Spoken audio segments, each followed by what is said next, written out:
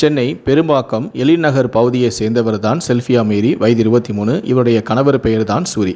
இவர்களுக்கு ஒரு குழந்தையும் உள்ளது. அதேபோல செம்மஞ்சேரி பகுதியை சேர்ந்தவர் தான் விஜய், வயது 30. இவர் தனியார் தண்ணீர் சுத்திகரிப்பு நிலையத்தில் பணியாற்றி வந்திருக்கிறார். இவருடைய மனைவிதான் உமா. இவர்களுக்கும் ஒரு குழந்தை உள்ளது. இந்நிலையில்தான் செல்ஃபியா மேரி விஜயுடன் திருமணத்தை மீறிய உறவில் இருந்ததாக கூறப்படுகிறது. கடந்த 6 மாதங்களுக்கு முன்னதாக இவரது உறவு குறித்து 2 குடும்பத்தாருக்கும் தெரிய வந்துள்ளது. இதனால் செல்ஃபியா மேரி தனது கணவரான சூரியை பிரிந்தும், விஜய் தனது மனைவியான உமாவை பிரிந்தும் செல்ஃபியா மேரியுடன் தனியாக ஒரு வீடு வாடகைக்கு எடுத்து வாழ்ந்து வந்துள்ளனர். இதற்கு இரு வீட்டார் தரப்பிலிருந்தும் கடுமையான எதிர்ப்பும் தெரிவித்து வந்துள்ளனர்.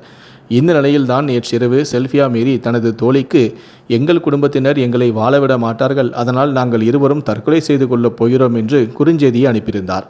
இதனை கண்டு அதிர்ச்சியடைந்த அவர், அவரது தோழி இது குறித்து உடனடியாக பெருகம்பாக்கம் காவல் நிலையத்தில் தகவல் கொடுத்திருந்தார். தகவலை அறிந்து சம்பவ இடத்துக்கு வந்த பெருகம்பாக்கம் போலீசார் செல்ஃபியா மேரி விஜய் தங்கியிருந்த வீட்டில் சென்று பார்த்த நிலையில் இருவருமே தூக்கிட்டு தற்கொலை செய்து கொண்டது தெரிய வந்தது. இதையடுத்து போலீசார் இருவரது உடலையும் கைப்பற்றி பிரேத பரிசோதனைக்காக குரோம்பேட்டை அரசு மருத்துவமனைக்கு அனுப்பி வைத்தனர். மேலும் இந்த சம்பவம் தொடர்பாக வழக்கு பதிவு செய்து தீவிரமான விசாரணையும் மேற்கொண்டு வருகிறார்கள். இந்த சம்பவம் அந்த பகுதியில் பெரும் பரபரப்பையும் அதிர்ச்சியையும் ஏற்படுத்தியுள்ளது.